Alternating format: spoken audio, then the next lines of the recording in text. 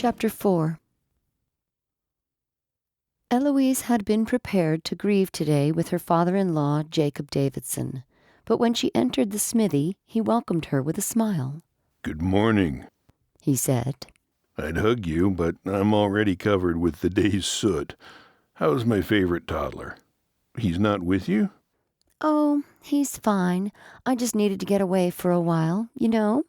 "Of course you're welcome here. You know that." He turned back to his work, pulling the rod of iron from the furnace with tongs. The rhythmic pounding of metal on metal rang out. Eloise retreated to the corner and sat in one of the 2 chairs near the table. She'd often sat there and watched Philip work. She'd run over after school most afternoons and dally there before school in the early mornings. How many times had they sneaked a kiss in the back office? A picture of them from their wedding still hung in the office where Philip would tally the books. She'd had it framed and given it to him as a special gift after their first month of marriage. Being here was cathartic sometimes and jarring at others, familiar and strange, comforting and painful. Memories of Philip accosted her senses, the sounds, the smells, even the taste of soot and smoke in the air. She saw him everywhere. His smug grin when he knew she was watching him. He was very good at what he did and knew it. Adoration didn't begin to describe what she'd felt for him and his talent. Not surprisingly, Pa turned half of the shop over to him. Full partnership. There was plenty of work in town to keep them both busy. She had been asleep when he'd come over, tossing pebbles at her bedroom window one night. After telling her he owned half the shop, he'd wanted her to come out with him and celebrate, to go swimming of all things. When she wouldn't, he grew angry and called her an old biddy. With Tobias and his wife Katie sleeping the next room over, she knew better than to sneak out. Because she'd shut the window in his face, he didn't speak to her for 2 days. He ignored her and pretended he didn't see her when she walked by. Finally, she'd made amends with a basket of Katie's chocolate muffins. He'd brought her behind the shop to talk privately. After apologizing for his behavior, he kissed her for the first time. One kiss led to another, breathtaking kisses that were exciting and new and made her want more and more of him. He shared with her how he was going to build his own smithy someday. His ideas were wonderful, though different than Jacob's for how to grow the business. At the time, she thought her heart would burst with love and pride for him. She was ready to marry him then and there. Sitting here wasn't helping. She snatched the broom from its hook and swept the floor vigorously, being careful of the many customers' tools to be mended that lined the walls and the coal bin that would smudge her dress. The bin had been moved to hide a hole in the wall where Philip had once thrown his hammer in anger. He'd been alone, trying to fix a chain that refused to cooperate. The hiss of the water brought her attention back to Jacob. He tossed the finished horseshoe into a box of others like it, then looked at her.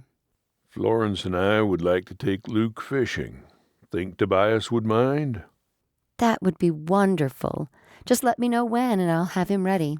You have to watch him like a hawk near the water, though. He has no fear. "Oh, I remember how little boys are. Philip was incredible at that age.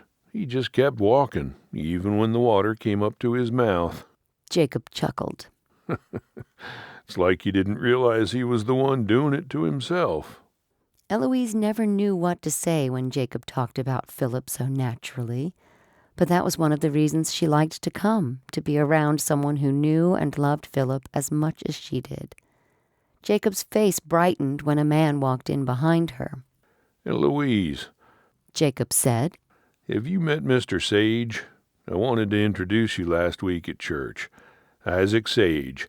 He will be working with me from now on, until I fire him, or he quits." Both men laughed at the joke. Mr. Sage had a stocky build with a dark mustache and trim beard. "Glad to meet you," he said. "I've heard good things about you. I was glad to answer Mr. Davidson's ad in the Omaha paper." Eloise was surprised. "You placed an ad?" she asked Jacob without thinking. He had a right to hire anyone for his shop that he pleased. "Of course, I'm sure you will do well here." She reached to shake Mr. Sage's hand, and that's when she noticed he was wearing an apron she had mended for Philip after he tore it 2 years ago. Her hands grew clammy, and she forgot what to say. "Excuse me, I need to go." She handed Mr. Sage the broom and fled. "Get a grip, Eloise. It's just an apron. It's just a smithy." She knew that Jacob had not forgotten his son's birthday, but somehow he was carrying on as if it were any other day. Perhaps she should too. If everyone else was able to live like it was any other spring day, she could too.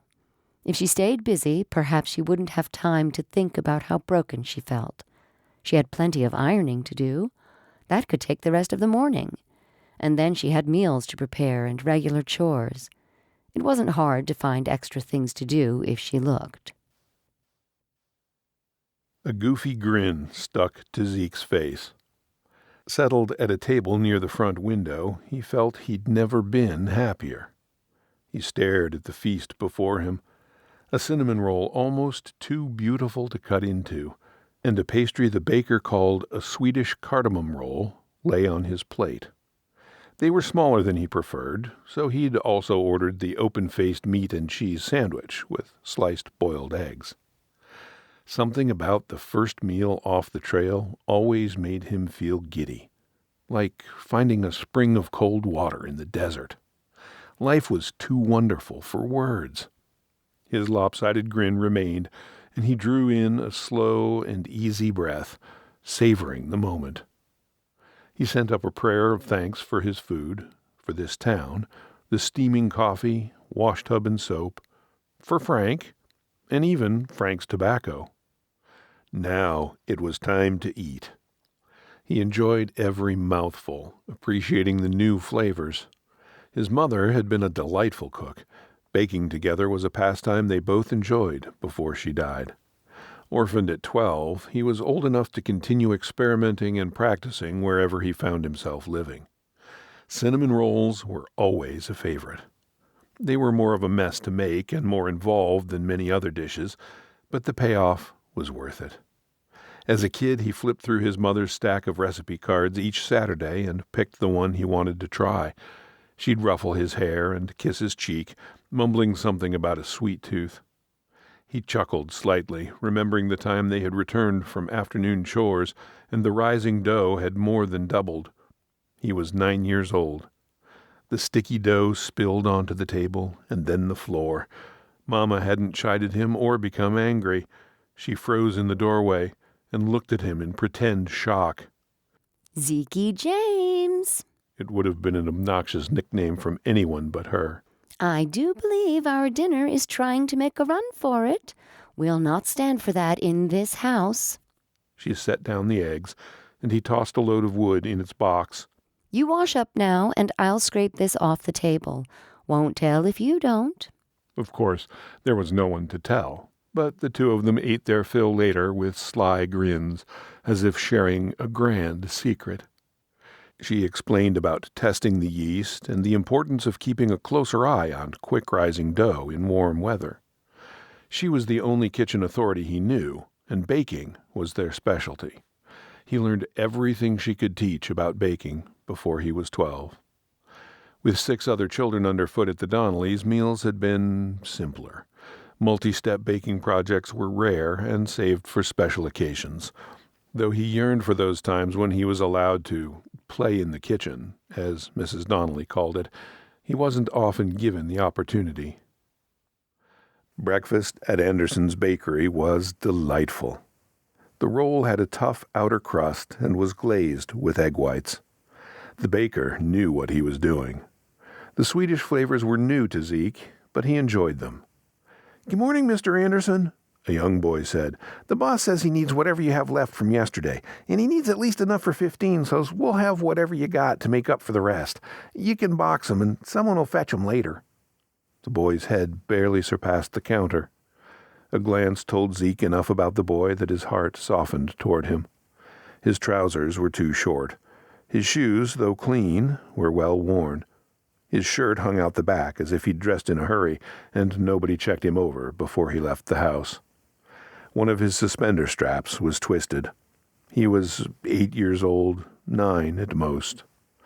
The graying man behind the counter came around with the fresh tray of cardamom rolls. "The boss beat you to it. He let me know your breakfast was to be added to the order." Trying not to completely eavesdrop, Zeke was glad not to miss the boy's face when his eyes grew big and his mouth dropped open. "One of those?" He looked up into Mr. Anderson's face for reassurance before picking the largest off the tray. "The whole thing?" An older woman with a thick halo of white hair pulled into a wild bun came from the kitchen, drying her hands on her apron.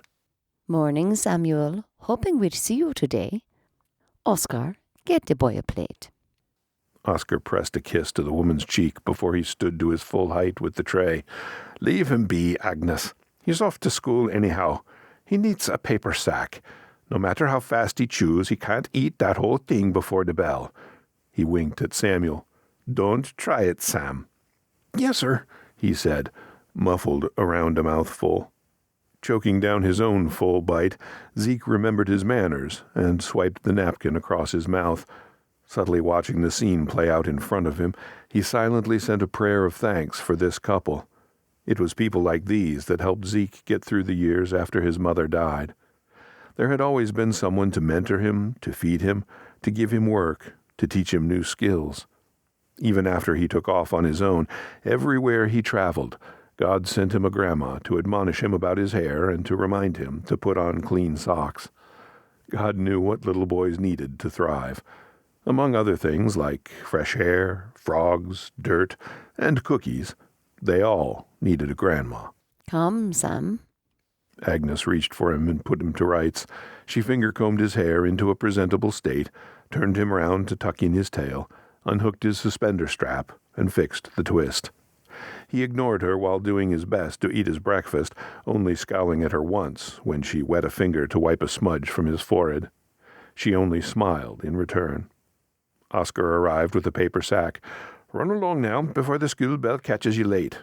"Yes, sir." He exited the door and headed down the street, shoving the second half of his roll into the sack. "Only 15 this week," Oscar said. "I wonder who's run off this time." "Oofta," Agnes said, attempting to tame the flyaways from her knot of hair.